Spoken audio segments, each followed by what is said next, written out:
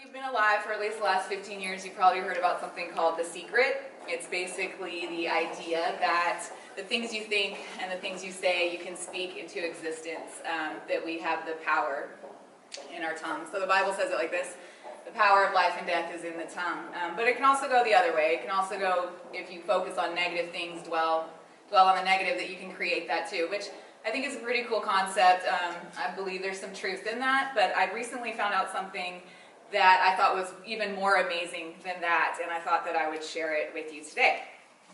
So, whenever somebody finds out that you're going into the HVAC industry, they are really quick to tell you how busy you're going to be in the summertime here in Texas. And so, you know, they get you real excited. They're like, yeah, the money's going to be rolling in. You're good. You know, you're just ready to celebrate. You're real happy. You're like, right? And then, but they're also really quick to just knock that ladder out from under you and then tell you, but man, come winter, no work at all. So, you know, get prepared. No matter how good of a heater tech you are, it's not going to run when you can't pay your gas and electric bill. So, you know, just be ready. So I started to kind of, you know, get concerned about this, and I was maybe rethinking the whole career path that I was choosing.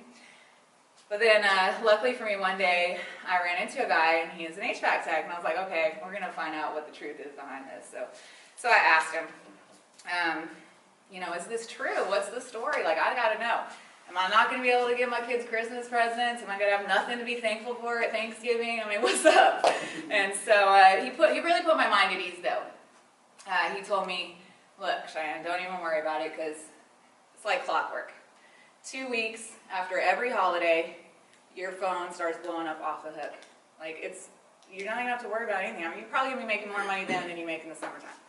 I was like, oh, that's great. I'm really relieved to hear that. So I started kind of thinking about it, like, why? Like, what is 2 weeks after every holiday? I mean, he was like, I'm not just talking Christmas, I'm not just talking Thanksgiving, I'm talking Hanukkah, you know, Easter, I'm talking Ramadan, whatever, you name it, across the board. And so I asked him, and I was like, 2 weeks, that's just weird, what happens then? And he said, well, that's because those houses, they always call me 2 weeks after it broke, because those are the houses where the in-laws were going to stay for a month. So I found out that, you know, the power of the life and death could be in the tongue, but the power of the in-laws is in the hands of the HVAC techs. So I'll let you know when you need to cue the crickets. Okay, so on a serious note, I just want to give out some thank yous, and obviously thank you to everyone at Skillpoint Alliance, and thank you for giving us all the opportunity to improve our lives. And I know that you all just put your heart and soul into the whole program, and you do everything you can to ensure our success. So I really thank you all for that. Thank you, Sarah, Aaron, L'Oreal, Winston, Kevin. We appreciate it all. And I'd also like to thank the Electricians Union for the use of their building and for the equipment and the tools, and especially, most importantly, I think, for all the coffee that they provided us, because I don't know if we could have made it through without it. I know Altai's right there thanking them with me. So thank you to David, Lane, Tiffany, and Debbie. Of course, I want to thank Jeanette, who came over from Skillpoint to Skillpoint from AmeriCorps and helped us with our pre-employment skills and our resumes. And there's actually a funny story that I wanted to share about the resume. So when I was, you know, deeply pondering what things I could put on my resume and how to improve it, well, really I was just procrastinating on doing it and trying to put it off. So I was just thinking, you know, what's the right terms? You know, there were so many different things online. Like, what is my position actually going to be called? Am I an HVAC helper? Am I an apprentice tech? Am I an HVAC R-Tech 1? I don't know. I mean, it seems like there's just a more obvious, appropriate term that it should be, but I didn't understand why it wasn't that. So I thought, you know, I'm going to dive in, and I'm going to find out what the answer to this question is that just, you know, nags the man's soul. And so, so it took me, you know, maybe about 4 hours of really thorough research. Of course, maybe 3 hours and 55 minutes of that was kind of got sidetracked and ended up watching videos of cats in sweaters, and I really don't even like cats, but I really pulled through the last 5 minutes, though, and I came up with the answer, so I was going to share that with you.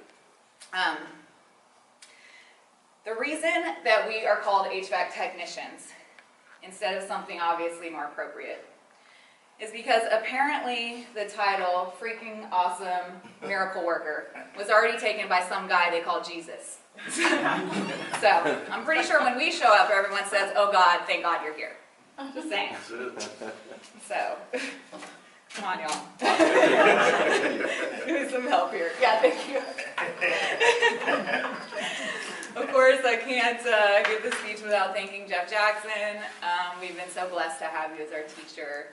He has so much wisdom and so much experience, and he's taught us how to be successful in this career, in this industry, and how to do it right, the right way. So that's great. There's nothing I think that he didn't know or he couldn't answer, and I found out the reason why is because he's been working on AC units since before they were cool. So, been in the industry a long time. He taught us a lot, like I said, and probably the most important thing was that all efficient HVAC techs have all their ducks in a row. Dum-dum. Okay. Only that's just HVAC humor, so I get it if y'all don't. I'd also like to thank the members of my class for making it a wonderful experience, for letting me be a part of their team. And I just commend y'all for pulling through and just the perseverance, the drive, the motivation that we've had, and for just working together. You know, I love y'all. Y'all have brought just your existence in the world has made my life better, and I thank you for that. You may have heard the expression that when people have a lot of fun or have a lot of success, that they've had a real field day. Well, we actually had a real field day, like a track and field day, one day at lunch. And I just want to say, Chris, I'm glad you're still alive. We're a little concerned after that. I'm sure your kids are glad too. And I also want to say that I probably will never take push-ups and headstands seriously ever again. Thank you, I'll tell you. But next time I see someone acting like a weenie, I'll definitely tell them to muscle it up. So thank you. I want to say thank you to my vape gods, Rio and Terrell, that kept my tanks full and kept me laughing nonstop for 8 weeks. So I'll miss y'all. Thank you to Edward and Moffat for your friendship and your encouragement. Edward, thank you for the great photos you took of us during class. And you know, you're great. You're a great photographer. So if it doesn't work out HVAC, you got that going for you. You're very talented. Moffat, El Tayyib, and Asaji truly inspired me with their drive and perseverance to make a better life for themselves and for their loved ones. It's just amazing to me that these 3 men could come over from another country, well, 3 different countries, Sudan, Kenya, and Nigeria, and not only come and assimilate to this culture and get the lingo, the slang, you know, but then to take a class, a study like this, and learn it, and that's just amazes me. I can't imagine ever going to like France and then learning the culture, the language, and then taking a class on something that, I mean, these trade terms were like foreign language to me, you know, and I grew up speaking these languages and this word, and so I'm just impressed with y'all. You should be very proud of yourselves. You guys are amazing. And those are some fancy shoes right there, Osaji. I just saw those. I'm like, what? Bling. Anyway, Osaji, I just want to tell you you're my brother in Christ, and I loved just, you know, I could speak all day and night about God with you, and I love that, your encouragement. You build me up, you speak blessings over my life. Thank you. And, you know, it's definitely one of my favorite subjects. I mean, it's a close tie with HVAC. I could talk about that all day and night too. So.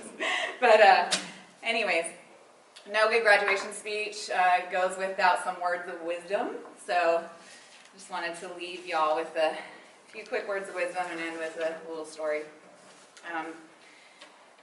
So, like I said, you all have made my life better. I thank you for being in this world.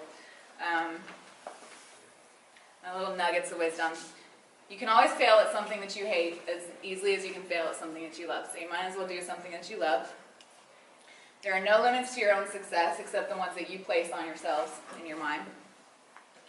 You're never too young, as I can vouch for. And you're never too old, as I can also tell you, probably Jeff can vouch for, to follow your dreams and to make your own success story.